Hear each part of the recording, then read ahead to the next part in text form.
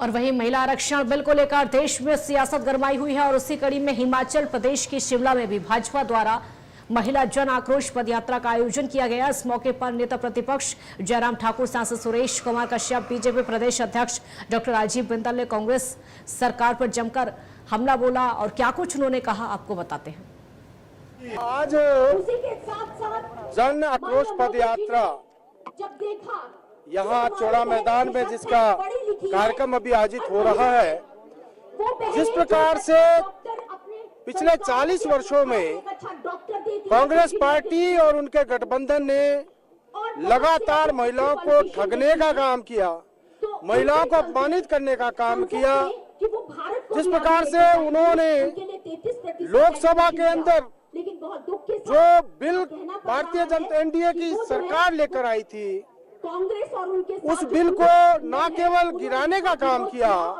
अपितु मेजे थपथपाकर जश्न मनाने का काम किया। इससे बड़ा अपमान नारी शक्ति का और कोई नहीं हो सकता।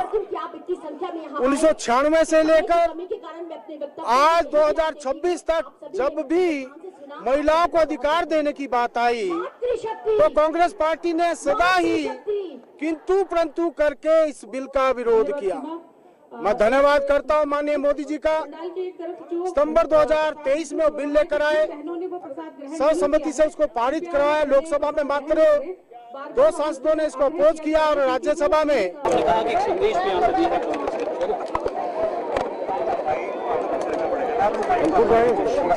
सर, आज महिलाओं ने पुकार भरी है, से आप क्या कहना चाहेंगे?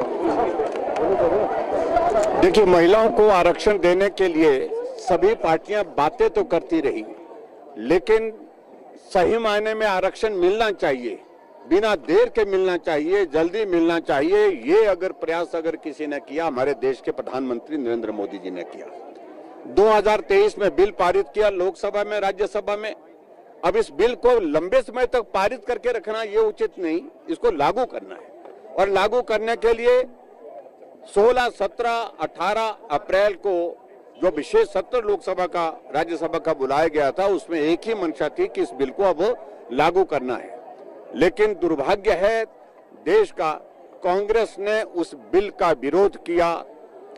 तर्क उनके तथ्यहीन थे, कोई आधार नहीं था, लेकिन विरोध करना था, सिर्फ विरोध करना था। और विरोध करने के साथ आपने देखा होगा विपक्ष के नेता ने जिस प्रकार से दादी की कहानी सुनाई लोकसभा के अंदर, विपक्ष के नेता ने, राहुल गांधी ने जिस प्रकार से जादूगर की बातें कहानी सुनाई गई वहां पर, तो उसका मतलब है कि वो तरीका ढूंढ रहे थे कि किसी तरह से जो उस बिल को रोका जाए।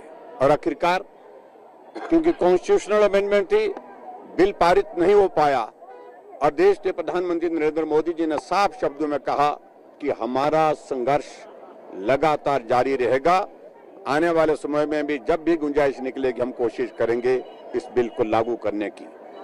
और कांग्रेस इस बारे में बेनकाब हो गई और इसलिए भारतीय जनता पार्टी ने पूरे देश भर में आक्रोश रैलियों का आयोजन किया। जिस प्रकार से आज यहाँ पर शिमला में इस जन आक्रोश रैली का यहाँ पर आयोजन किया हमारी मातृशक्ति ने, हम उसमें सहयोगी के नाते यहाँ पर उनके साथ में आए हैं। और मुझे पूरा भरोसा है कि आने वाले समय में हिमाचल प्रदेश में भी कांग्रेस पार्टी को उखाड़ फेंकने का, कांग्रेस की सरकार को उखाड़ फेंकने का अगर सबसे बड़ा काम, सबसे ज्यादा काम अगर कोई करेंगे तो हमारी मातृशक्ति करेगी। किस तरह डीजल छिड़क कर महिलाओं का जन आक्रोश आज सड़कों पर है।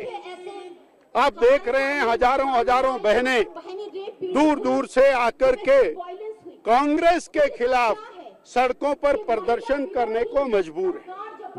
वो बहनें जो उम्मीद करती थी कि सत्ता में भागीदारी पर पहुंचने वाली हैं, देश के यशस्वी प्रधानमंत्री मोदी जी ने 33% आरक्षण करने के लिए और संसद को बुलाया, परंतु कांग्रेस ने 70 करोड़ बहनों की पीठ में छुरा घोंपा।